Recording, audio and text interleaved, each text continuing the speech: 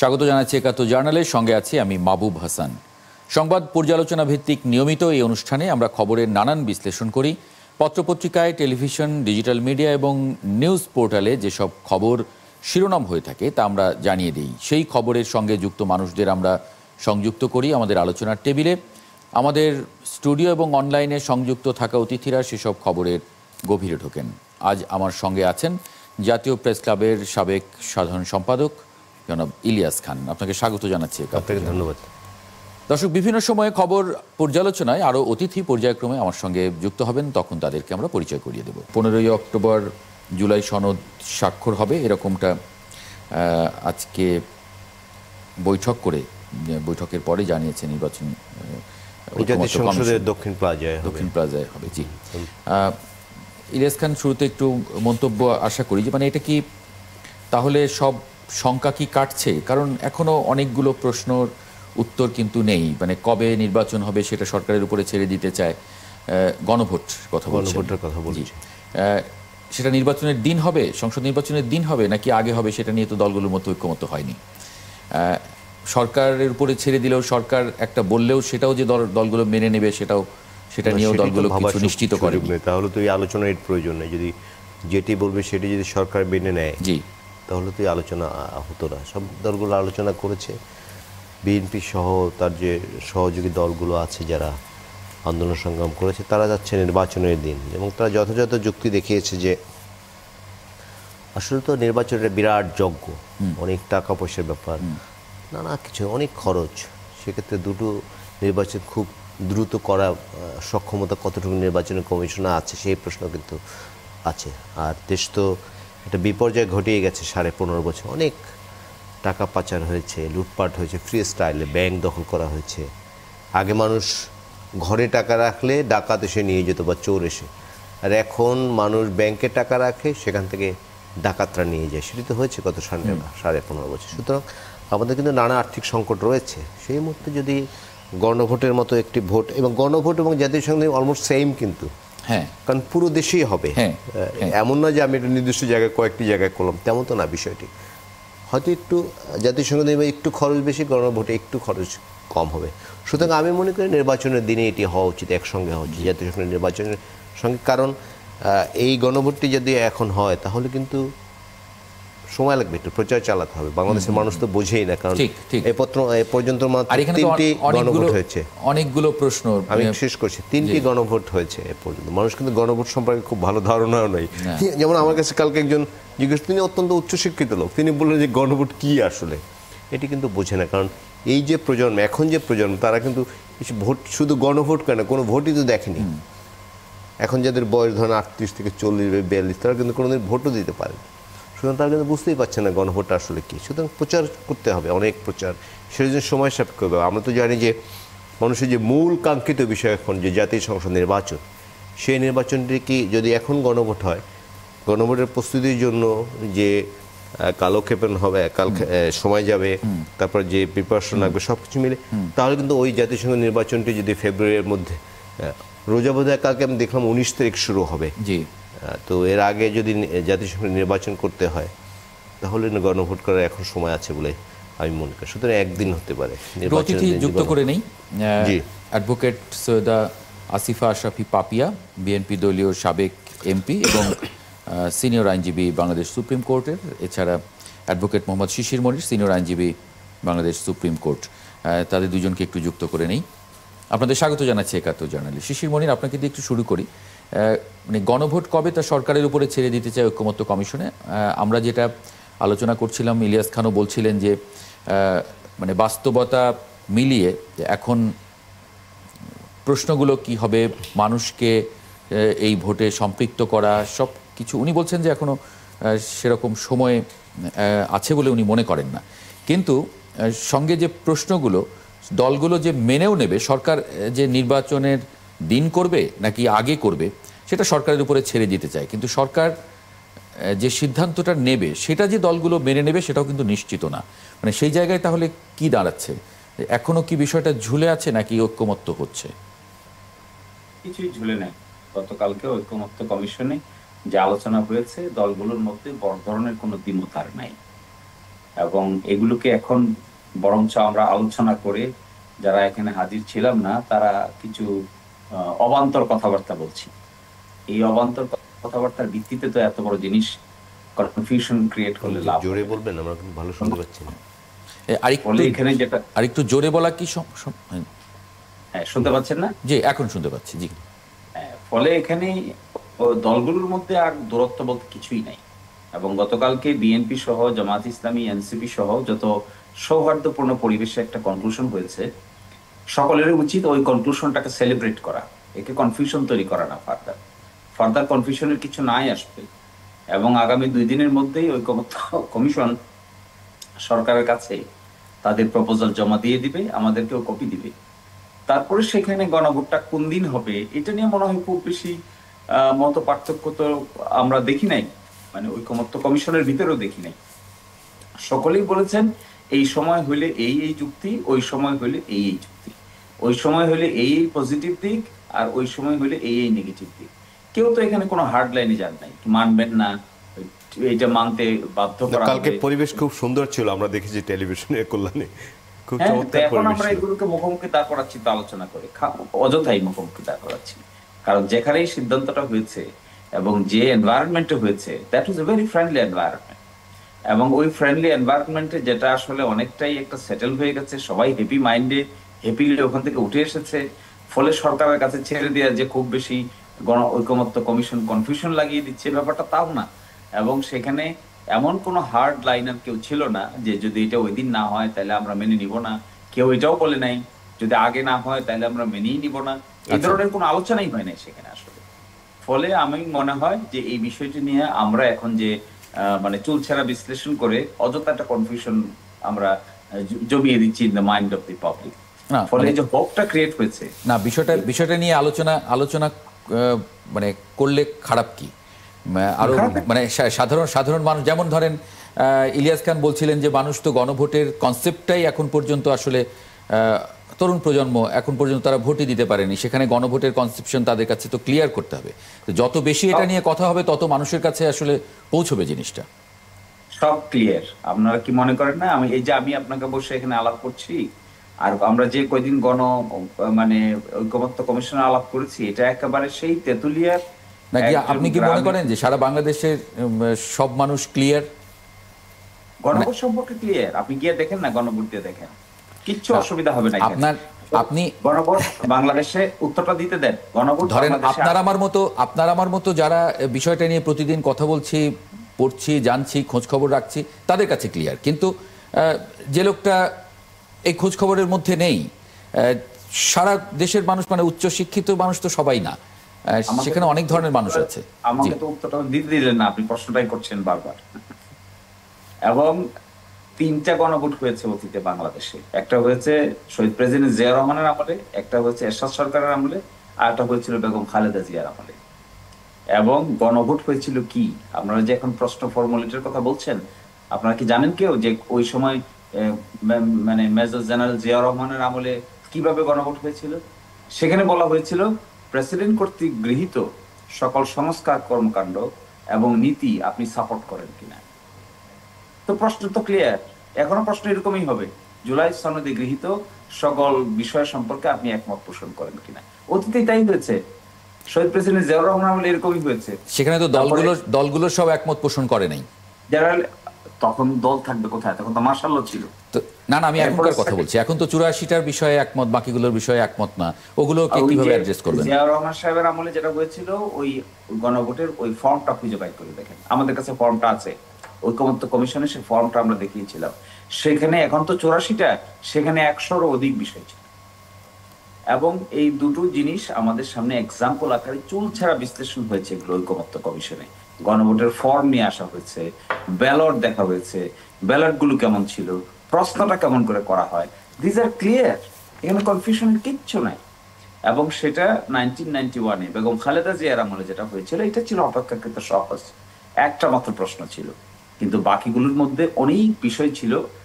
গণভোট তো এইভাবেই দেওয়া হয় সারা দুনিয়াতে। আপনি দেখেন তুরস্কে গণভোট হয়েছিল, যেখানে 58 প্রপোজালকে একটা গণভোটে অ্যাপ্রুভাল দেওয়া হয়েছিল। ফলে এখানে কনফিউশনের কিচ্ছু নাই। এবং এভাবেই প্রশ্নটা হবে যে জুলাই গণ অভ্যুত্থানের ফলে জুলাই সনদে অন্তর্ভুক্ত যে সমস্ত বিষয় আছে এই বিষয়গুলো সম্পর্কে আপনি বাস্তবায়ন প্রক্রিয়ায় একমত কিনা, এবং এটা তার আগেই পাবলিক করে দেয়া হবে, সব জায়গায় চলে যাবে, ওয়েবসাইটে চলে যাবে এবং গ্রামে গঞ্জে চলে যাবে। এবং এই ক্ষেত্রে অতীতের চাইতে বর্তমান ইনফরমেশন টেকনোলজিতে অনেক অ্যাডভান্স, এবং আমি তো প্রতিদিনই দেখি যে যতবার আমি ঐকমত্য কমিশনে গিয়েছি, বক্তৃতা দিয়েছি, একেবারে দেখে আমার বাড়ির কাজের মহিলা পর্যন্ত এই ব্যাপারে আপডেট জানে, কোন সময় কি কথা বলেছি এবং কোন কথাটার এগেনস্টে কি কথা বলেছি, এটাও সে বাড়িতে গেলে আমাকে জিজ্ঞাসা করে। ফলে এখন তো একেবারে পাবলিক ডোমেইনে, সোশ্যাল মিডিয়াতে এভরিথিং ইজ অ্যাভেলেবল। এবং আমরা গণভোট নিয়ে এখানে যে টেনশন করছি, আমার এলাকায় একেবারে অজপাড়া গ্রাম হাওরের, এবার দেখলাম একেবারে হাওরের একটা ছোট্ট দোকানদার, সেও দেখি একেবারে ইউটিউবে হুবহু কথা বলে। ফলে এখন আর আগের মতো ওইভাবে চিন্তা করলে কাজ হবে না। আমার পাপি আপা একটা বক্তৃতা দিবেন, এই বক্তৃতা কিন্তু একেবারে চাঁপাইনবাবগঞ্জের নাচল থেকে শুরু করে ঘরে ঘরে পৌঁছে যাবে, বেশিক্ষণ সময় লাগবে না। এবং এগুলো এখন আর ইজিয়ার। এবং গণভোটটা আমার মনে হয় একদিনই হোক আর আগেই হোক, এই ব্যাপারে রাজনৈতিক দলগুলোর মধ্যে বড় ধরনের কোনো মত পার্থক্য হবে বলে আমি মোটেও মনে করি না। গতকাল এই আলোচনাই হয়েছে ঐকমত্য কমিশন। অ্যাডভোকেট আশরাফি পাপিয়া কি মনে করেন এটা একটু জানবো। একটা বিরতি নিয়ে আপনার কাছে ফিরি, তাহলে একটু বাড়তি সময় আমরা আলোচনা করতে পারবো এটা নিয়ে। দর্শক, একটা ছোট্ট বিরতি নিয়ে ফিরে আসছি একাত্তর জার্নালে, সঙ্গেই থাকবেন আশা করি।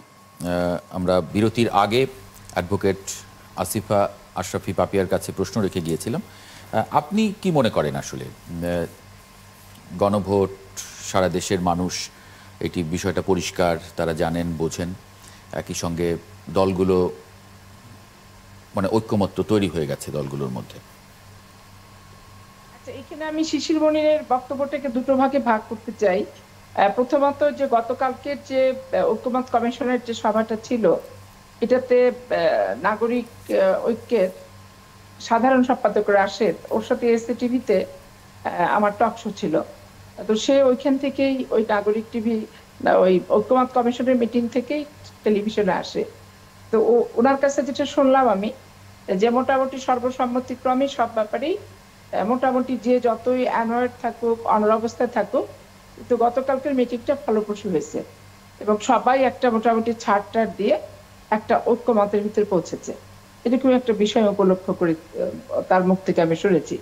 ওখানে এনসিপিরও ছিল, এনসিপি যিনি ছিলেন উনি মিটিংয়ে উপস্থিত ছিলেন না, তবে তার কাছে তার দলের ইনফরমেশনটা ঠিক এরকমই। তো তাদের উপস্থিতি এবং আজকের পত্রপত্রিকা পর্যালোচনা করে যেটা দেখলাম, যে ঐক্যমত কমিশনের ভিতরে কালকে সব দল অতীতের চেয়েও বেটার পজিশনে ছিল, সেটা ঠিক আছে। কিন্তু আসলে পাবলিক একবারে হতচকিত। যত কথাই শিশির বলুক যে তার বাসার কাজের মেয়েটা অনেক স্মার্ট, যাওয়ার সাথে সাথে অনেক কিছু বলে ফেলে। আমার অবস্থাটাই তো দেখলেন যে আমি এই লিঙ্কে ঢুকতে এবং কত প্রবলেম হইলো আমার। আমি নিজে স্মার্ট না, আমি নিজে যেহেতু স্মার্ট না, শিশির যেহেতু অনেক স্মার্ট, তার কারণে তার আশেপাশে যারা আছে সবাই স্মার্ট, কিন্তু আমি নিজে যেহেতু এই ক্ষেত্রে আনস্মার্ট। আমি ভোটাররা এখনো বাংলাদেশে টিপসই দেয়, কিন্তু হাতের ছাপ দিয়ে তাদের জমি টমি অনেক কিছুর কাজ তারা করে বাংলাদেশের। শুধুমাত্র রাজনৈতিক সংগঠনের কর্মী সমর্থক, শিশিরদের সংগঠনটা ভিন্ন প্রকৃতির, তাদের ব্যাপারটা সবাই অনলাইন থেকে শুরু করে সব ব্যাপারে তারা পারদর্শী। কিন্তু রাজনৈতিক সংগঠনের বাইরেও সাধারণ মানুষ হচ্ছে, যাদের শিক্ষা দীক্ষা জ্ঞান গরিমা এখনো বাটন মোবাইলই চালাতে পারে না, নাম্বার সেভও করতে পারে না। তারা অনেকেই আমার বাসার কাজের মেয়েটা লাস্টের নাম্বার মনে রাখে যে আমার নাম্বারটা কত লাস্টে আছে, এই হিসাবে সে বের করতে পারে না। এখন স্বাভাবিক কারণে বাংলাদেশের মানুষের কাছে আসলে সংস্কার কমিশনের যে আলোচ্য বিষয়বস্তু, যে এজেন্ডা, এই উচ্চকক্ষ নিম্নকক্ষ পিআর গণভোট, মানে মানুষ আসলে একটা অস্বস্তির ভিতরে পড়ে গেছে।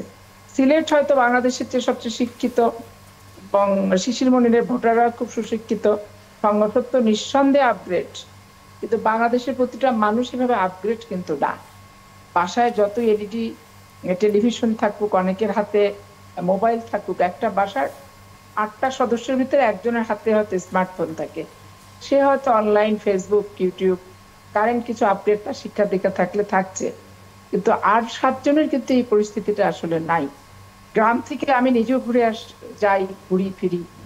তো আমি এরকম এই প্রত্যেকটা বিষয় নিয়ে মানে মানুষ চিন্তিত যে এত কিছু, একটা সাধারণ সিম্পল ভোট সবসময় নিরপেক্ষ, সার্বজনীন, অংশগ্রহণমূলক, বিতর্কিত না হয় এরকম পরিস্থিতিতে হোক, সেটাই স্বাভাবিক। এত এজেন্ডা, এত বাস্তবায়ন, এত দ্বিমত, এত আন্দোলনের হুমকি, আবার ঐক্যমত, এগুলি আসলে সাধারণ মানুষ একটু ভ্যাপাচাকা খেয়ে না, যাচ্ছে। ঐক্যমত এই তো বাস্তবতাটা এটা অস্বীকার করার আলোচনা কোনো তো সুযোগ- হয়েছে, আলোচনার মধ্যে তো এগুলো আসবেই, কিন্তু একটা সময় তো ঐক্যমত তো হলো, মানে সব দলগুলো তো একটা জায়গায় এসেছে। হ্যাঁ, এটা পৌঁছেছে। হ্যাঁ, একটা জায়গায় পৌঁছেছে। সুতরাং পুরনো সেই বিষয়গুলো, ওটা তো রাজনৈতিক এখন দলগুলোর মধ্যে motivation- দ্বিমত ভিন্নতা তো থাকবেই। এটাই তো গণতন্ত্রের সৌন্দর্য। মোটিভেশন করে সবাইকে, পাবলিককে, ভোটারকে, সাধারণ মানুষদের সবাইকে এখন বুঝাতে হবে যে এই কারণে গণভোট, এই লেখা থাকবে, এই করবা। অনেকের অক্ষর কারণে পড়তেও জানে না। মানে এখন বোঝাতে হবে, মানে সেটা আপনি মনে করছেন। অবশ্যই ইলিয়াস খান, বোঝাতে যদি হবে। কোনো প্রশ্ন থাকে বা আলোচনায় যদি যুক্ত একবারে হন, সবাই বুঝে বসে আছে এরকম ব্যাপারটা না। এরকম। না, উনি যেটি সুশীল বলেছেন মনিরের সংগঠন দিয়ে বাংলাদেশের বাদবাকি বিবেচনা করলে হবে না। আচ্ছা, এটা সবাই শিখে বসে নাই। জি। না, অনেকে আমাদের তো শিক্ষাগত করতেই সীমাবদ্ধতা আছে, তো এটা তো অস্বীকার করার উপায় নেই। গ্রামের অনেক মানুষ এখনো, আপা যেটি বললেন, টিপসই দিয়ে কি বলে, তারা জমি নানা কাজ করে। সব লোক তো এখনো বাংলাদেশ শিক্ষিত সেই পর্যায়ে হয়নি। সুতরাং এটি প্রচার তো করতেই হবে যে এই বিষয়গুলো আছে, তুমি এর পক্ষে আছো না নাই, এগুলো আগে তো একটা প্রচার করতে, মানুষকে সচেতন করতে হবে, তারপর তো তারা ভোটটি দিবে। এখন যদি আমি 84টি বিষয়ে ভোট কেন্দ্রে গিয়ে পড়তে চাই যে তাহলে তো আমার একটা ভোট দিতে অনেক সময় লাগবে। সুতরাং এগুলো যেটি অ্যাডভোকেট শিশিরমণি বললেন, যেটি আগেই কি বলে যে নানাভাবে এটা ছড়িয়ে দেওয়া হবে যাতে সবাই পড়তে পারে, বুঝতে পারে। সুতরাং সেটার জন্য তো একটি সময় আছে। সবচেয়ে বড় বিষয় আমি যেটা মনে করি যে এটা অর্থ ব্যয়, বিশাল অর্থ ব্যয়। এখন কিন্তু আমাদের অর্থ ব্যয়ের সংকোচন নীতি নেওয়া উচিত, নিয়েছে সরকার। সেক্ষেত্রে এই নির্বাচনটা বিরাট ব্যয়বহুল। সুতরাং আমি মনে করি একই দিন যদি হয় সেটি ভালো হয়, যেটি আমি আগেও বলেছি। জি, মানে সেটা তো একটা প্রস্তাব, এই প্রস্তাব সরকার মানে এবং আজকে আপনি লক্ষ্য করবেন যে নির্বাচন কমিশন কিন্তু অলরেডি বলেছে যে সেই সক্ষমতা আমাদের আছে, এবং এটা কিন্তু একটা ইন্ডিকেশন যে তারাও চায় যে একই দিনে হলে অনেক। মানে এটা এখনো আমরা তো জানি না আসলে সরকার কি সিদ্ধান্ত নেবে। ঐক্যমত্য কমিশন সরকারের কাছে যাবে, সরকার থেকে আসবে কি। শিশির মনির, এই যে 84টা সংস্কার প্রস্তাব নিয়ে যে জুলাই সনদ তৈরি হচ্ছে, মানে এগুলো আপনি একটা উদাহরণ বলছেন, জিয়াউর রহমান অনেকগুলো সিদ্ধান্ত মানুষের সামনে, জনগণের সামনে দিয়েছিলেন, সেখান থেকে হ্যাঁ বা না জনগণ বেছে নিয়েছিল। কিন্তু এটা আসলে মানে উদাহরণ কিনা, আমি যদি সেটা একটু সরিয়েও রাখি, তাহলে এটার একটা গণতান্ত্রিক হয় কিনা বিষয়টা, যে একজন নাগরিক যিনি রাষ্ট্রের মালিক, তার কাছ থেকে আমি আসলে প্রপার সিদ্ধান্তটা পেলাম, মানে এই 84টা সংস্কার বা আরো বেশি বা মানে এগুলো দিয়ে সেটা আসে কিনা। শিশির মনির, ফার্স্ট কথা হলো মিস্টেক হচ্ছে, আসলে বড় ধরনের মিস্টেক হচ্ছে আলোচনায়। সেটা কি জানেন? 84টা তো আর গণভোটে যাচ্ছে না, গণভোটে যাচ্ছে যেগুলো শুধুমাত্র সংবিধানের সঙ্গে সম্পৃক্ত। কতগুলো সেটা?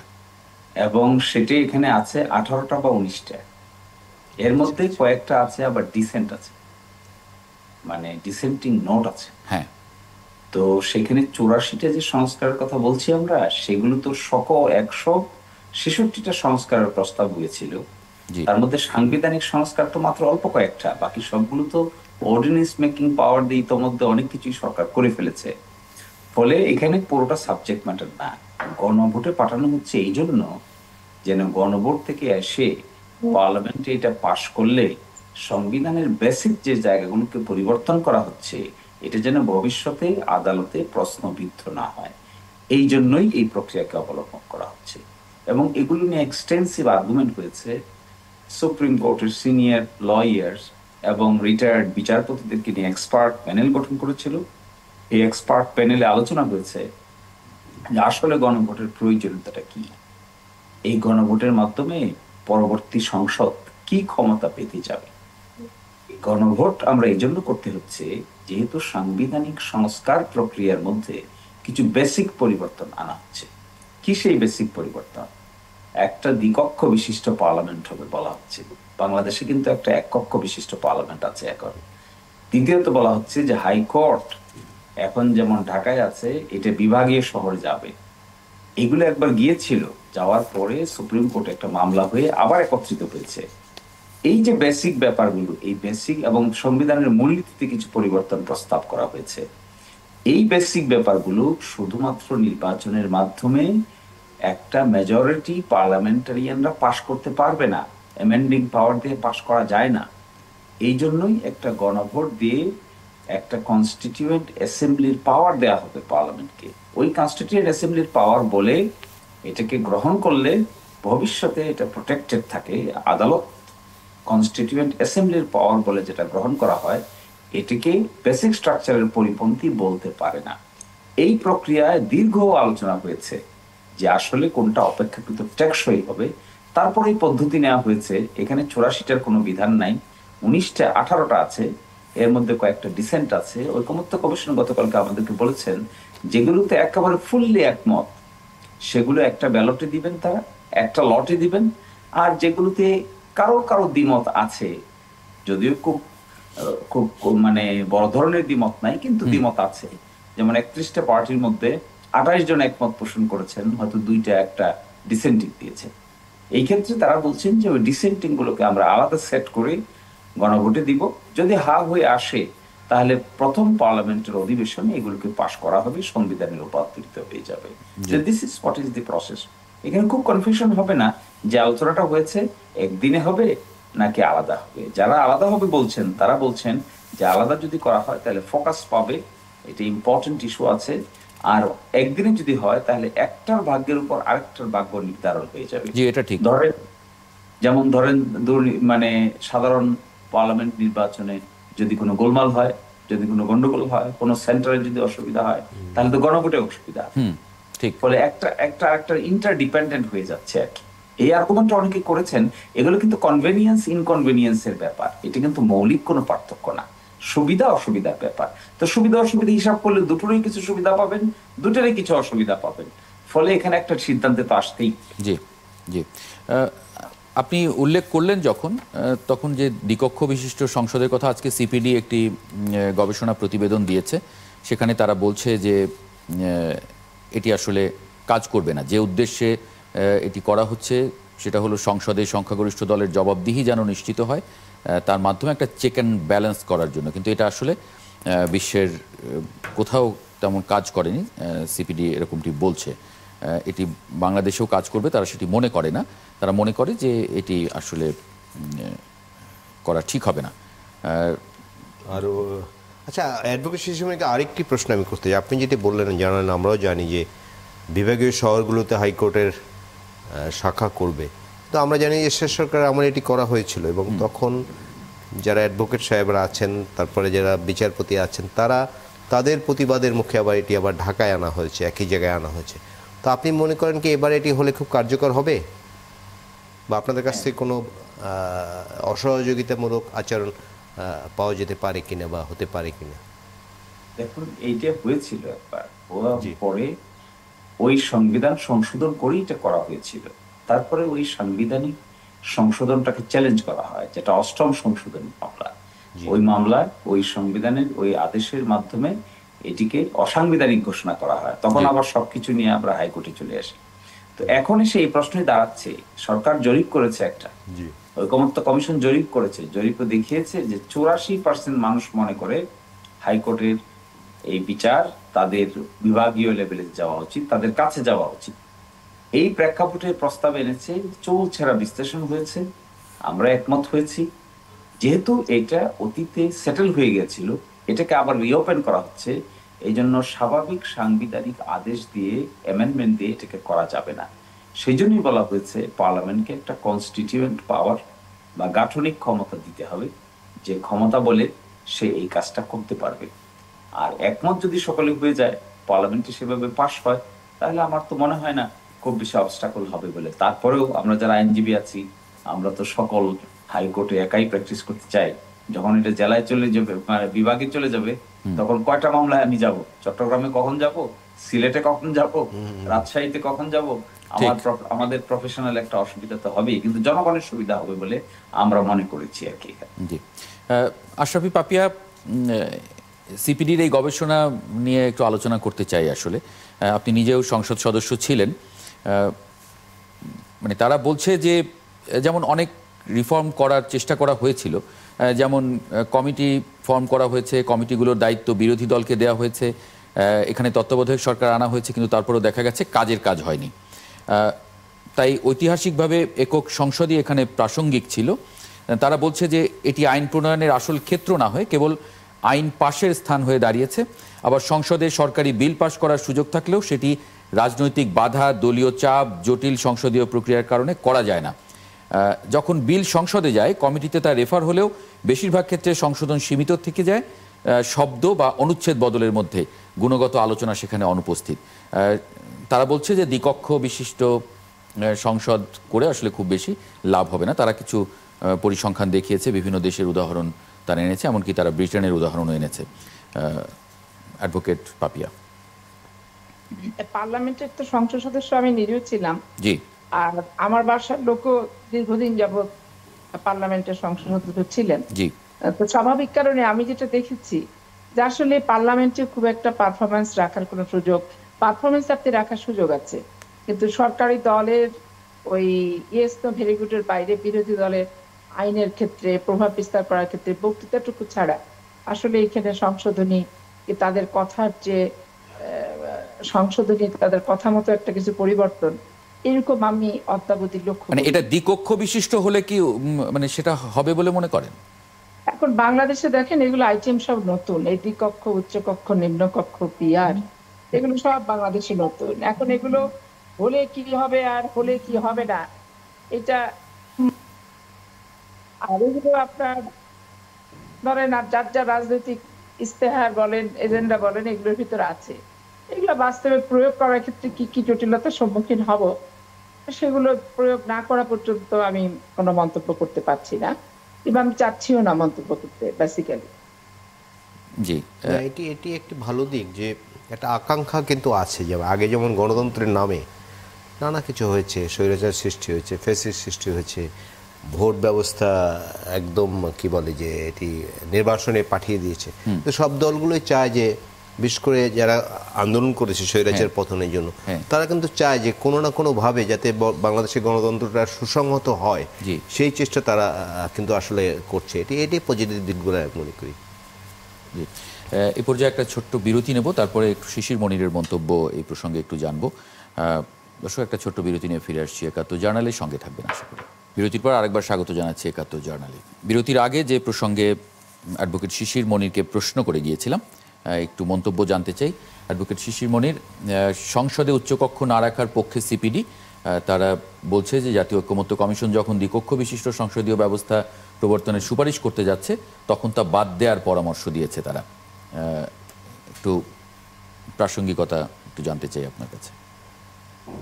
এখন এই একটা সংসদ এক কক্ষ হবে না দ্বিকক্ষ হবে, এটির পক্ষে বিপক্ষে যুক্তি দাঁড় করানো যাবে, কারণ পৃথিবীর বহু জায়গায় দ্বিকক্ষ বিশিষ্ট পার্লামেন্টও আছে, পৃথিবীর বহু জায়গায় এক কক্ষ বিশিষ্ট পার্লামেন্টও আছে। এখানে কেন এই প্রশ্নটা উত্থাপন হয়েছিল, এর ব্যাকগ্রাউন্ডটা যদি বলা হয়, তাহলে দেখবেন এই সংস্কার প্রক্রিয়া সেন্ট্রাল থিম খুঁজে পাবেন, যে এখানে চাওয়া হয়েছে কিভাবে ক্ষমতাটাকে অনেক বেশি ডিসেন্ট্রালাইজড ওয়েতে, সিস্টেমেটিক ওয়েতে ডিস্ট্রিবিউট করা যায়।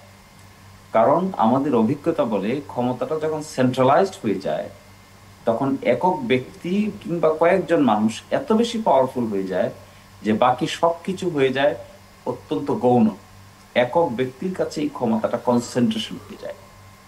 এই প্রেক্ষাপট থেকেই দ্বিকক্ষ বিশিষ্ট পার্লামেন্টের মাধ্যমে একটা চেকস অ্যান্ড ব্যালেন্স তৈরি করার চেষ্টা করা হয়েছে। বলা হয়েছে যে উচ্চকক্ষটা হবে হলো প্রপোর্শনাল রিপ্রেজেন্টেটিভ সিস্টেমে, আর নিম্নকক্ষ হবে ঐকমত্য কমিশনের প্রস্তাব অনুযায়ী নিম্নকক্ষ হবে ফার্স্ট পাস দ্য পোস্ট, অর্থাৎ এখন যে সিস্টেম আছে এই সিস্টেমে। আর উচ্চকক্ষ গঠিত হবে হলো পিআর সিস্টেমে। তাহলে উচ্চকক্ষের পার্টিগুলোর মধ্য থেকে রিপ্রেজেন্টেশন আসবে 100 জন, আর রাষ্ট্রপতির কাছে একটা ক্ষমতা থাকবে যে তিনি 5 জনকে নমিনেট করতে পারবেন বিভিন্ন মাইনরিটি কমিউনিটি কিংবা কোনো অনগ্রসর কমিউনিটি থেকে, তিনি 5 জনকে নমিনেট করতে পারবেন। এই 105 জন সমন্বয়ে উচ্চকক্ষ গঠিত হবে, উচ্চকক্ষের মূল ফাংশন হবে সংবিধান পরিবর্ধন পরিমার্জনের ক্ষেত্রে বা অ্যামেন্ডমেন্টের ক্ষেত্রে উচ্চকক্ষের একটা গুরুত্বপূর্ণ ভূমিকা থাকবে। আর উচ্চকক্ষ নিম্নকক্ষের এই বিধানটা কেন? এটি দেখবেন পৃথিবীর যে সমস্ত জায়গায় উচ্চকক্ষ নিম্নকক্ষ আছে, সেখানে উচ্চকক্ষ সাধারণত নিম্নকক্ষের উপর এক ধরনের চেকস এন্ড ব্যালেন্স স্থাপন করা হয়। এর অর্থ এটা না যে উচ্চকক্ষ নিম্নকক্ষকে কাজই করতে দিবে না, ইটস নট লাইক দ্যাট। কিন্তু সাংবিধানিক সংশোধন যখন করতে হবে, সংবিধান যখন সংশোধন করতে হবে, তখন উচ্চকক্ষের ভালো ভূমিকার কথা এখানে বলা আছে স্পষ্ট করে। আচ্ছা, উচ্চকক্ষে কারা, মানে আপনি বলে যে পিয়ার পদ্ধতিতে নির্ধারণ হবে, মানে সেখানে কি আগে থেকে তারা ঠিক থাকবেন যে কারা কারা, মানে যেমন ধরেন কোন একটা দলের মধ্য থেকে যদি কাউকে ঠিক করতে হয়, সেটা নির্বাচনের আগে ঠিক হবে নাকি নির্বাচনের পরে গিয়ে দলীয় প্রধান বা দল সিদ্ধান্ত নেবে আমি যদি 40 জনকে পাই আমি এই লোকগুলোকে দিব? ক্লোজ লিস্ট পিআর বলে একটা পিআর আছে, এটার মধ্যে আপনি যদি সংসদ সদস্য যাদেরকে নিবেন, উচ্চকক্ষেই নেন আর নিম্নকক্ষেই নেন, নির্বাচন অনুষ্ঠান করার আগেই নির্বাচন কমিশনের কাছে আপনাকে তার তালিকা জমা দিতে হবে। হ্যাঁ, এবং ওই আমরা কি সেটা করতে যাচ্ছি? না, আমি উত্তরটা দিয়ে নেই। এটা তো this is a new system. এই নিউ সিস্টেমে পুরো উত্তরটা একটু শুনে নেন। তারপরে সেখানে এই যে লিস্ট আমরা দিব, যে দল যত পার্সেন্ট ভোট পাবে সেই পার্সেন্টেজ অনুযায়ী ওই লিস্ট থেকে তিনি লোক সিলেক্ট করতে পারবেন। এখন আমাদের এখানে ডিফিকাল্টিটা কি? আমাদের এখানে তো ফর দ্য ফার্স্ট টাইম হবে। বর্তমান সাংবিধানিক সিস্টেম তো উচ্চকক্ষ নিম্নকক্ষ নাই, তাইলে উচ্চকক্ষ নিম্নকক্ষ আগে সংবিধানে ইনক্লুড করতে হবে। সেটা কিভাবে হবে? সেটার জন্যই বলা হচ্ছে যে সংবিধানের প্রথম অধিবেশনের একটা গাঠনিক পাওয়ার থাকবে, ম্যাসিভ পরিবর্তনের একটা ক্ষমতা থাকবে। সেই ক্ষমতাটা অ্যাপ্লাই করার পরে, প্রথম অধিবেশনের পরে এই সংবিধানের আলোকে গঠিত পার্লামেন্টের আর কোনো গাঠনিক ক্ষমতা থাকবে না। বাকি যে পাওয়ার থাকবে সেই পাওয়ার এজ ইউজুয়াল যেভাবে পার্লামেন্টের পাওয়ার থাকে সেই পার্লামেন্ট থাকবে। ফলে কনস্টিটিউয়েন্ট মানে পাওয়ার বলে সংবিধানটা সংশোধন হলো, গৃহীত হলো, তাহলে দ্বিতীয় অধিবেশন থেকেই নতুন সিস্টেমে পার্লামেন্ট চলবে। সেটার মধ্য থেকেই কার্যকর হবে উচ্চকক্ষ এবং নিম্নকক্ষ। ফলে প্রথমবার এই লিস্ট প্রদানের ক্ষেত্রে আগে থেকে যেহেতু সিস্টেমটা নাই, এই জন্য একটু ডিফিকাল্টি হবে। এটাকে কিভাবে মিট আপ করা যায় এই যে মর্মে ঐকমত্য কমিশনে আলাপ হয়েছে, এক্সপার্টরা প্রপোজাল দিয়েছেন। কিন্তু এর পরের বার থেকে যা হবে তা পরেরটাই আগে থেকেই আপনাকে ডিক্লেয়ার করে দিতে হবে যে আপনি জিতলে কিংবা যে পার্সেন্টেজ পাবেন কাদেরকে উচ্চকক্ষে নেবেন, সে ব্যক্তিবর্গ কে হবে, জনগণের সামনে তাদের নাম আগেই উন্মোচন করতে হবে। এটাকে বলে ক্লোজ লিস্ট পিআর পদ্ধতি। ওকে, না আমার একটু প্রশ্ন, ধরুন আমি 100 জনের নাম দিলাম, জামাত ইসলামী 100 জনের নাম দিল যে এরা আমাদের উচ্চকক্ষের সদস্য হবে, কিন্তু ভোটের যে প্রপোর্শন হয়তো 100 জন পাবে না। তখন ধরুন 100 জনের নাম আগে আপনি প্রকাশ করেছেন, এখন যদি বাদ দিতে যান সেটা দলীয় শৃঙ্খলা নষ্ট হবে না? অবশ্যই নয়, এগুলো তো পৃথিবীতে সেটেল প্রশ্ন। এবং সেখানে বলা হচ্ছে, যেমন ধরেন 100 জনের নাম দিলেন কিন্তু ভোট পেলেন 30%, তাহলে কয়জন পাবেন? 30 জন পাবেন। 30 জন কারা হবে? ওই 100 জনের মধ্যে 1 থেকে 30 তারা হবে। 31তম ওখানেও একটা সিস্টেম রাখা আছে। এগুলো ওয়ার্ল্ড ওয়াইড সিস্টেম এস্টাবলিশড। আমাদের এখানে এগুলো এখনো যেহেতু চর্চায় আসে নাই, সেজন্য কিছু কনফিউশন রয়ে গেছে। আশা করা যায় এগুলো এই কারণে বেশি এগুলো নিয়ে বললে আসলে কনফিউশন অনেক ক্লিয়ার হবে মানুষের মধ্যে, যে কারণেই আমাদের জানতে চাওয়া আর কি। অ্যাডভোকেট সৈয়দা আসিফা আশরাফি পাপিয়া, আপনার মন্তব্য নিয়ে এই আলোচনাটা এখানে শেষ করতে চাই। আমি আরেকটা খবরে ঢুকবো। এখানে তার আগে আমার একটু বলা দরকার ছিল যে আমি সুপ্রিম কোর্টে প্র্যাকটিস করি, যে বিভাগে কোর্টগুলো গেলে কেমন হবে। বিচার প্রার্থীদের জন্য হয়তো বা সুবিধা হবে, আমরা যারা হাইকোর্ট সুপ্রিম কোর্টের বারান্দায় প্রতিনিয়ত মামলা করি, এক কোর্ট থেকে আরেক কোর্টে যেতে না বিশ্বাস বেড়ে যায়, আর এক বিভাগ থেকে আরেক বিভাগ, এতে সুপ্রিম কোর্টের ওই বিভাগে যে বাড়িঘর বানায় ওখানে বসবাস করেও এই প্র্যাকটিসটার সমাধান করা খুব ডিফিকাল্ট হয়ে যাবে। আর হয়তো বা তখন সেখানে বিভাগীয়রা বিভাগে চলে যাবে, এরকম একটা ব্যাপার কিছু হলে হতে পারে। এগুলো হচ্ছে কি বাংলাদেশের সব যে সংস্কার কমিশন, এগুলো আমি খুব সুস্থ স্বাভাবিক এবং সাধারণ মানুষের ভাষায় যদি আমি কথা বলি, এগুলো সব গাছে কাঁঠাল গোপেতে। মানে মানুষের বাস্তবায়ন করতে যে যে কি বেগ পেতে হবে, এটা বাংলাদেশের সবাইকে এত সুশৃঙ্খল সুসংগঠিত সেনাবাহিনীকে, নৌবাহিনী, বিমান বাহিনীর মতো মনে করলে হবে না। এগুলো একটা মোটরসাইকেল র্যালি করতে যে দেখেন না, ডাইন বললে বাম, বাম বললে ডাইন। একটা রিক্সা বাসটা গেলে দেখেন এর রঙে কেউ যাচ্ছে, রাইটে কেউ যাচ্ছে। এটাই হচ্ছে বাংলাদেশের বাস্তবতা। বাস্তবতাকে অস্বীকার করে এত একবার উচ্চ কক্ষ, নিম্ন কক্ষ, তারপরে পিআর পদ্ধতি, এই সমস্ত যে এত ভেজাল সাজাল, এগুলি আসলে আপনি যত কথাই বলেন বাংলাদেশের স্বাভাবিক মানুষের কাছে এগুলো বোধগম্যের মধ্যেও নাই, বিষয়বস্তুর ভিতর নাই, এবং এগুলো হিতে বিপরীত হবে সাধারণ মানুষের কাছে। এবং যে মন মানসিকতা নিয়ে আগাচ্ছে এগুলো নিয়ে, যে বোঝাল হিসাব হয়ে যাবে, এই হলে এই হয়ে যাবে, সব সাধারণ মানুষ একরকম না। আর সব সংগঠনের সমর্থক নেতা কর্মীও কিন্তু একরকম না। আর সবাই একবারে সুসংগঠিত, সুশৃঙ্খল না। এই জন্য এইটার ব্যাপারে আমি তর্ক বিতর্ক করে আমার লাভ নাই। যেহেতু ঐক্যমত্য কমিশনের সব এজেন্ডা, এই এজেন্ডা একটা পরিকল্পিত ভাবে তারা নিয়ে আসছে। এখন এখানে কে নোট অফ ডিসেন্ট, কে ঐক্যমত হয়ে যায় একটা জায়গায় তারা পৌঁছাইছে। তবে বাস্তবায়ন খুব ইজি বলে আমি মনে করি না, আমার ব্যক্তিগত ধারণা যেটা। মানে এজেন্ডা মনে করছেন। যাই হোক, এই আলোচনাটা এখানে শেষ করি। আমি অন্য আরেকটি খবরে একটু ঢুকবো। জুলাইয়ে কর্মসূচি প্রত্যাহার না করায় সব আন্দোলনকারীকে হত্যার নির্দেশ দেন ক্ষমতাচ্যুত প্রধানমন্ত্রী শেখ হাসিনা। ওই সময়ে গুম, অপহরণ সব কিছুর নির্দেশদাতাও ছিলেন তিনি। বৃহস্পতিবার আন্তর্জাতিক অপরাধ ট্রাইব্যুনালে দেয়া জবানবন্দিতে এমন কথা বলেন স্থানীয় সরকার উপদেষ্টা আসিফ মাহমুদ সজীব ভূঁইয়া। এদিকে গুমে জড়িত সেনা কর্মকর্তাদের বিরুদ্ধে বিচার শুরু বিচার বিভাগের জন্য একটি মাইল ফলক বলে তিনি মনে করেন। এই আলোচনাটায় একটু যেতে চাই। অ্যাডভোকেট শিশির মনির, আসিফ মাহমুদ সজীব ভূঁইয়ার এই মন্তব্যটা দিয়ে একটু শুরু করতে চাই যে গুমে জড়িত সেনা কর্মকর্তাদের বিরুদ্ধে বিচার শুরু করা, এটা একটা বিচার বিভাগের জন্য একটা মাইল ফলক বলে তিনি মনে করেন। এটা নিয়ে একটু মন্তব্য আশা করব। আমিও তাই মনে করি, এক্স্যাক্টলি আমি তার সঙ্গে 100% একমত। কারণ আপনি দেখবেন এই গুমের ঘটনাগুলোকে ডিসঅ্যাপিয়ার করার জন্য 5 আগস্টের পরে বড় ধরনের পদক্ষেপ নেওয়া হয়েছিল। আয়নাঘর না, যে পদ্ধতিটি আমরা এখন দেখি বা দেখছি, এটিকে কিন্তু ডেস্ট্রয় করে ফেলার যথেষ্ট উদ্যোগ নেওয়া হয়েছিল। কিছু কিছু জিনিসকে ডেস্ট্রয় করেও ফেলা হয়েছে।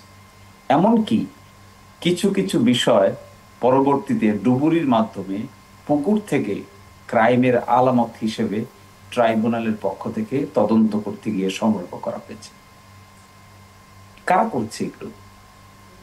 আমাদের দেশে একটা কথা না বললেই নয়, এই গুমের যে গুমের প্রজেক্টটার সঙ্গে তৎকালীন ডিজিএফআই ওতপ্রোতভাবে জড়িত ছিল, এবং র্যাব, এই গোয়েন্দা সংস্থা, প্রতিরক্ষা গোয়েন্দা সংস্থা, এবং তার সাথে ওতপ্রোতভাবে জড়িত ছিল র্যাপিড অ্যাকশন ব্যাটালিয়ন। এবং আমি প্রায় অনেক স্টেটমেন্ট দেখেছি, যারা ম্যাজিস্ট্রেটের সামনে স্টেটমেন্ট দিয়েছেন, তাদের সব ওই গুমে অংশগ্রহণ করেছেন যারা টিমে, তারা এসে স্টেটমেন্ট দিয়ে বলছেন কত তারিখে, কোথায়, কাকে, কিভাবে, কোন জায়গায় নদীতে উপরে নিয়ে নৌকার মধ্যে গুলি করে পেটের ভিতরে পাথর বেঁধে ওই নদীতে ভাসিয়ে দেওয়া হয়েছে। যেন পাথর বাঁধা হয়েছে এই জন্য যেন ডুবে যায়। এবং কতজনকে চোখে বেঁধে নিয়ে গিয়ে একটা ব্রিজের উপর থেকে গুলি করে স্রোতস্বিনী নদীতে ফেলে দেওয়া হয়েছে। এবং এই হরিফিক কাহিনীগুলো যারা করেছে, তাদের সদস্য যারা অংশগ্রহণ করেছিলেন, তার মধ্যে বড় একটা অংশ ছিলেন র্যাপিড অ্যাকশন ব্যাটালিয়ন, এবং ইট ওয়াজ অর্কেস্ট্রেটেড বাই দি প্রতিরক্ষা গোয়েন্দা সংস্থা। হ্যাঁ, তার মধ্যে যেহেতু কমন স্ট্রাকচার ছিল, কমন রেসপন্সিবিলিটি আছে, করেছেন মেজর লেভেলের লোকেরা, হয়তো তার উপরে কে ছিলেন, তার উপরে কে ছিলেন, তার উপরে কে ছিলেন, এদের বিচার করাটা প্রচলিত আইনে অবশ্যই একটা চ্যালেঞ্জিং। কারণ তারাই আর্গুমেন্ট সেখানে করবে যে তাদের মার্শাল ল আছে, মিলিটারি ল আছে, মিলিটারি লর বিধানে তাদের বিচার হবে। এই যে দেয়ালটা ভাঙতে পেরেছেন, আমি মনে করি এই ক্ষেত্রে প্রধান উপদেষ্টা এবং আন্তর্জাতিক অপরাধ ট্রাইব্যুনালের সঙ্গে জড়িত ব্যক্তিবর্গের স্ট্রং উইল ছাড়া এটা পসিবল ছিল না। And they did it. And আমার মনে হয় every perpetrator should be brought to justice, no matter who is he and from which source he is coming. এই ক্ষেত্রে যে ভেরি টাফেস্ট জব, এবং দীর্ঘদিন আপনারা দেখবেন ওই আইন আগরকে কিন্তু মানে পরিদর্শন করার জন্য অনুমতিও দেওয়া হয় নাই। যে অনেক আমি একটা বিষয় একটু ক্লিয়ার হতে চাই। তাহলে যে সেনা কর্মকর্তা যারা এই ঘটনার সঙ্গে জড়িত ছিলেন প্রমাণিত হয়েছে, তাদেরকে সেনা আইনে বিচার হবে না সিভিল আইনে বিচার হবে, কোনটা? This is a fundamental question. আপনি বলেছেন এই প্রশ্ন উঠেছিল যখন বিডিআর মামলা হয়েছিল, তখন সেনা সদস্যদের বিচার কোন আইনে হবে? এটাকে 302 বাংলাদেশের দণ্ডবিধিতে হবে নাকি মার্শাল লর অধীনে হবে? এই মর্মে আমাদের সুপ্রিম কোর্টের কাছে একটা রেফারেন্স পাঠিয়েছিল। সুপ্রিম কোর্ট আনসার দিয়েছিল এই বিচার হবে সাধারণ দণ্ডবিধিতে, এবং তাই পেয়েছে। আন্তর্জাতিক অপরাধ ট্রাইব্যুনালের আইন সংশোধন করে একটা বিধান করা হয়েছে, এটার নাম ফোর্স ডিসঅ্যাপিয়ারেন্স। ফোর্স ডিসঅ্যাপিয়ারেন্সকে বলেছে ক্রাইম এগেনস্ট হিউম্যানিটির যে কয়টা ক্যাটাগরি আছে তার মধ্যে একটা ক্যাটাগরি হলো এই জোরপূর্বক গুম, এবং সেটাকে ওই আইনের অধীনে ফেলা হয়েছে। বাংলাদেশের কোনো দণ্ডবিধিতে এই ধরনের কোনো অপরাধ নাই, এবং মার্শাল লর অধীনে এইগুলির বিচার করা পসিবল নয়, কারণ ওখানকার যে শাস্তি, যে বিধান, আর আন্তর্জাতিক অপরাধ ট্রাইব্যুনাল আইনের যে শাস্তি এবং বিধান, এটা কমপ্লিটলি দুটো ডিফারেন্ট স্ট্রিম। এই জন্যই এটা আন্তর্জাতিক অপরাধ ট্রাইব্যুনালের অধীনে ফোর্স ডিসঅ্যাপিয়ারেন্সের বিচার হবে। এটাই আমি মনে করি ইন্টারন্যাশনাল ক্রাইমস ট্রাইব্যুনালেও, মানে আন্তর্জাতিক অপরাধ আদালত যেটা আইসিসি, সেখানেও একই সিস্টেম প্রযোজ্য। রোয়ান্ডাতে এরকম ছিল, ইউগোস্লাভিয়া এরকম ছিল, সিয়েরা লিওন এরকম ছিল। So this is a clear cut road map. জি, অ্যাডভোকেট সৈয়দ আশরাফি পাপিয়া, আপনি কি মন্তব্য করবেন, কি মনে করেন? আমার এখানে মন্তব্য, আমি শুধু একটু অ্যাড করতে চাই জি, যে এখানে শুধু গুম খুন অপহরণের সাথে এই যে পিলখানা যে বিডিআর হত্যা, এই কর্মকর্তাদের যে হত্যা করা হলো 54 জন সামরিক কর্মকর্তা, যে 71 সালের মুক্তিযুদ্ধে এতগুলো কর্মকর্তা কখনো শহীদ হননি, তার সাথে এটার বিচারও সবার আগে করতে হবে, ইনক্লুড করতে হবে। এই গুম খুন অপহরণের সাথে পিলখানা হত্যাকাণ্ড, এবং এই পিলখানার আসল হত্যাকাণ্ড, প্রকৃত হত্যাকাণ্ড। তারপরে আপনার এখানে শুধু শেখ হাসিনা না, এখানে তাদের যে প্রতিরক্ষা উপদেষ্টা শেখ রেহানার দেবর, আসামি কারা কারা হয়েছে এগুলোর ভিতরে এদেরকে কিন্তু থাকতে হবে। মানে এরাই হচ্ছে মূল হোতা, এবং মূল হোতা যাতে কোনোভাবেই ফাঁক ফোকর থেকে বেরোতে না পারে, আর পাশাপাশি কোনো নিরীহ ইনোসেন্ট মানুষ যাতে এখানে আবার ইনক্লুড না হয়, এটা খুব ভালোভাবে সচেতনতার সাথে বিচার করতে হবে। বিচার তো অবশ্যই দরকার আছে, কারণ বিচার বহির্ভূত হত্যাকাণ্ড, গুম খুন অপহরণ, এখন পর্যন্ত ইলিয়াস আলী চৌধুরী আলমের সন্ধান নাই, মৃত না জীবিত তা কেউ জানে না, মৃত হলে মৃত্যুর দিন কবে, সম্পত্তির ওয়ারিসদার কিভাবে কি হবে, এগুলো অনেক রকম জটিলতা পরিবার সম্মুখীন হবে। তো অতএব যারা জটিলতার পরিস্থিতির উদ্ভব করলো তাদেরকে তো আইনের আশ্রয় এবং আইনের সর্বোচ্চ শাস্তিটাই তাদের পেতে হবে। এবং অদূর ভবিষ্যতে একটা শৃঙ্খলিত বাহিনীর লোকেরা তাদের পেশাদারিত্ব বাদ দিয়ে রাজনৈতিক সরকারের হস্তক্ষেপে এত নিকৃষ্ট, নগ্ন, লোমহর্ষক, মর্মান্তিক এবং অমানবিক কার্যকলাপে অদূর ভবিষ্যতে লিপ্ত হওয়ার সাহস, রুচিবোধ, মানসিকতা যাতে আর না থাকে, না পায়, সেই ব্যাপারেও আমাদের দৃষ্টান্তমূলক শাস্তির মাধ্যমে নিশ্চিত করতে হবে। জি, ইলিয়াস খান, 1 মিনিটে যদি কোনো মন্তব্য করতে চান। এই না, বিচার তো হতেই হবে। এখন আমরা সেনাবাহিনী বলি দেশপ্রেমিক সেনাবাহিনী, এই এক শব্দটা কিন্তু শুধু একটি বাহিনীর আগে যোগ করা হয়, আর কাউকে কিন্তু বলা হয়। এর অর্থ না যে আমরা দেশপ্রেমিক না, আমরা সবাই দেশপ্রেমিক। সুতরাং অ্যাডভোকেট শিশিরমণি যেটি বলেছেন এবং আপাও বলেছেন যে অপরাধী যেই হোক তার বিচার করতে হবে। সেনাবাহিনী হলে তিনি ছাড় পাবেন বা এরকম জনমনে কিন্তু অনেক সময় ভাবেন যে আদৌ হবে কিনা বিচার। আমরা সেটা আশা করি না, কারণ আমরা দেখেছি 5 তারিখ যে স্বৈরাচার পতন হয়েছে সেখানে কিন্তু সেনাবাহিনীর খুব ভালো ভূমিকা ছিল। সেনাবাহিনীকে গুলি করা সহ নানা কিছু বলা হয়েছে, কিন্তু তারা কিন্তু করেনি, তারা মানুষের পাশে দাঁড়িয়েছিল।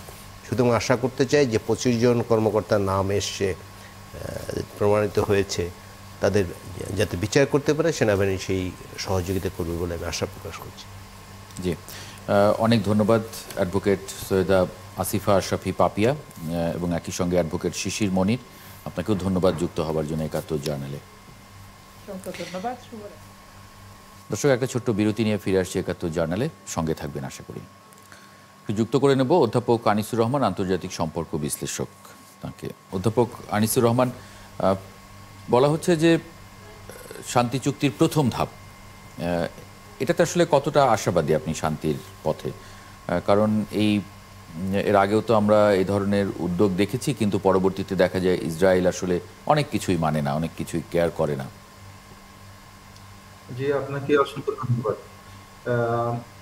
গাজাতে যে আপনার যুদ্ধবিরতি হয়েছে, এটি সকল দিক থেকে খুবই সিগনিফিকেন্ট আছে এই যুদ্ধবিরতির মধ্যে। কারণ এখানে বেসিক্যালি 3টা দেশের সমন্বয়ে, আরব বিশ্বের 3টা দেশ এবং টার্কির সাথে মিশর এবং কাতারের সমন্বয়ে একটা যুদ্ধবিরতি হয়েছে। এটা আমরা দেখবো আগামী 72 ঘন্টার জন্য এই একটা আপনার বন্দি বিনিময় হবে। 72 ঘন্টায় বন্দি বিনিময়টি এরকম যে প্যালেস্টাইনে যারা বন্দী আছে ইসরায়েলি নাগরিক, তাদেরকে ছেড়ে দিবে এবং 22 জনকে। তার বিনিময়ে আপনার বেশ কিছু প্যালেস্টাইন অ্যারেস্টেড যারা পিপল, তারা আবার রিলিজ পাবে থেকে, ইসরায়েল থেকে। সুতরাং এটা একটা প্রাথমিক স্টেজ। আপনি এই সিসফায়ারের প্রাথমিক স্টেজে এই ধরনের একটা বিষয় আছে। তারপরে সেকেন্ড স্টেজ, থার্ড স্টেজে আরো বেশ কিছু শর্ত আরোপ হবে, সেগুলোর দিকে যাবে। এবং এই যে সিসফায়ারের একটা বিশেষ দিক হলো যে ইসরায়েল সম্মত হয়েছে তার সেনাবাহিনীকে একটু পিছিয়ে হটে নেবে, অর্থাৎ তার সেনাবাহিনী অ্যাগ্রেসিভ পজিশন থেকে একটু ব্যাকওয়ার্ডে যাবে এবং তারা আক্রমণটাকে আর পরিচালনা করবে না। So this is a good sign for this treaty, এবং এটা যদি সাকসেস হয় তাহলে প্যালেস্টাইনের জন্য স্বাধীন রাষ্ট্র গঠনের এক ধরনের সৃষ্টি করবে, এক ধরনের আপনার হলো যে পথ সৃষ্টি করবে। কিন্তু যে অবরোধ আছে, মানে গাজায় যে অবরোধ আছে এবং সেখানে এমনকি ত্রাণ পর্যন্ত পৌঁছতে দেয়া হচ্ছে না, সেটার বিষয়ে কি কোনো কথা হয়েছে? গাজার মানুষের জন্য খাবার পাঠানো যাবে? প্রথম এই চুক্তির মধ্যে প্রথম যে স্টেজ, সেখানে আপনার হলো যে বন্দি বিনিময়টা আছে। এরপরে আপনার হলো যে 72 ঘন্টার এই প্রসেসটা চলবে। 72 ঘন্টার পরে স্টেজটা হবে সেখানে গাজার যে মানবাধিকার সংকট আছে, এই সংকটটা কিভাবে সমাধান করা যায়। এই ক্ষেত্রে আপনার মিশর একটা গুরুত্বপূর্ণ ভূমিকা রাখবে, বিকজ অফ মিশরের একটা বিশেষ পোরশন যুদ্ধাহত ফিলিস্তিনিরা মিশরে আছে। এখানে তার্কি একটা গ্রেট রোল প্লে করছে, তার্কি পররাষ্ট্র দপ্তর একটা গুরুত্বপূর্ণ ভূমিকা পালন করছে। সুতরাং এই সমস্ত বিষয়গুলো তো আসবে, এবং সেখানে সংকটটা যাতে করে সলভ এর দিকে যায়, সেই দিকে আগাবে বলে আমরা ধরে নিচ্ছি আর কি। ইলিয়াস খান, কোনো প্রশ্ন যদি থাকে? না, প্রশ্ন না, আমি আমার একটা আমি যেটা মনে করি, ইসরায়েলিরা সবসময় পৃথিবীর কোনো আইন কানুন তোয়াক্কা করে না, কোনো মানবাধিকারের বিষয়ে তোয়াক্কা করেনি। আমি আশঙ্কা করছি তাদের যারা এখন হামাসের হাতে আছেন, যে ইসরায়েলি যারা জিম্মে আছেন বলা হচ্ছে, তাদেরকে ছেড়ে দিলে ইসরায়েল আবার কি বলে যে চুক্তি করেছে, চুক্তি যদি ভঙ্গ করে কে কি করবে তাকে? হ্যাঁ, তাকে মার্কিন যুক্তরাষ্ট্র তার সঙ্গে সবসময় আছে। সুতরাং অন্য শক্তিগুলো এবং চুক্তি মানলেও আছে, চুক্তি ভঙ্গ করলেও আছে। চুক্তি ভঙ্গ করলেও আছে। মিডল ইস্টের দেশগুলো তো আমরা জানি যে এরা তো কিছুই করছে না, এরা এই গাজায় শিশু মরছে, তারা নানা কিছু নিয়ে নানা বিনোদন করছে। আমরা তো মাঝে মাঝে পত্রিকায় দেখি দেশগুলো 19টি আরব দেশ আছে, তারা কিন্তু ঐক্যবদ্ধ হতে পারেনি গাজার প্রশ্নে। এটা খুব দুর্ভাগ্যজনক। পৃথিবীর সবচেয়ে বেশি মানবাধিকার লঙ্ঘিত হয়েছে গাজায়। এই শিশুদের কথা আপনার তো খবর দেখলাম, আমি জানি না, ঠিকই আছে বোধহয়। মাঝে মাঝে আমরা কিন্তু বিভিন্ন ফেসবুক সহ বিভিন্ন মাধ্যমে দেখি যে অপুষ্টিতে কীভাবে ভুগছে শিশুরা, কীভাবে মারা যাচ্ছে, খাওয়ার জন্য দৌড়াচ্ছে। সুতরাং এর স্থায়ী সমাধান হওয়া উচিত। এবং প্রতি 80 বছর পর পর ইহুদি যে জাতি আছে তাদের কিন্তু একটা বিপর্যয় নেমে আছে। ইসরায়েলের বয়স কিন্তু প্রায় 80 বছর হয়ে আসছে। তারা সারা বিশ্বকে তোয়াক্কা না করে যেভাবে নৃশংসতা চালিয়েছে, এটি আমার মনে হয় যে সভ্যতা ইতিহাসে এরকম ঘটনা খুব কম ঘটেছে। সুতরাং আশা করতে চাই যে চুক্তি হোক, ভালোভাবে থাকুক, গাজাবাসী আবার শান্তি ফিরে পাক। এবং হামাসকে তারা ধ্বংস করার যে চেষ্টা করেছে, ওয়েস্টার্ন মিডিয়া কিন্তু সেগুলো আসে না, দেখাচ্ছে যে ওখানে ইসরায়েলি সেনারা খুব ভালোভাবে সব কিছু করছে। প্রকৃত চিত্র কিন্তু এটা না। হামাসের যে টানেলগুলো আছে সেগুলো কিন্তু ধ্বংস করতে পারে না, অনেক চেষ্টা করেছে কিন্তু পারেনি। সুতরাং শেষ রক্ত দিয়ে কিন্তু লড়াই করে যাচ্ছে, এটা একটা জাতির জন্য বিশাল ব্যাপার। আর ফাতার কথা যে বলা হয়েছে, ফাতা তো আপোষে চলে গেছে, ইসরায়েলের গ্রিপের মধ্যে তারা এখন মানে কবরের শান্তি যেভাবে বলে সেভাবে তারা আছে, পশ্চিমদের দখল শাসন করছে। কিন্তু হামাস তো সেটি মেনে নেয়, তারা ফিলিস্তিনের মুক্তি চায়। এই ভূখণ্ড তো ফিলিস্তিনিদের, এটি ফিরিয়ে দিতে হবে, এটি যাতে তারা পায় সেই চেষ্টা করতে হবে, এবং যেটি হামাস এখন করছে বলে আমি মনে করি। সুতরাং যত চেষ্টা ইসরায়েলে করেছে, 2 বছর ধরে যে নৃশংসতা চালিয়েছে, আমি একটু আগে যেটি বললাম, পৃথিবী ইতিহাসে এরকম খুব কম দেখে, কিন্তু হামাসকে কিন্তু ধ্বংস করতে পারেনি। তারা স্বাধীনতার আন্দোলন থেকে কিন্তু পিছিয়ে যায়নি। এটি বিশাল বিশাল অর্জন হামাসের, মনে করি। জি, অধ্যাপক আনিসুর রহমান। জি, আপনারা যথার্থ বলেছেন। হামাস তো একটা স্বাধীনতা কামী সংগঠন এবং তারা ফিলিস্তিনকে মুক্ত করতে চায়।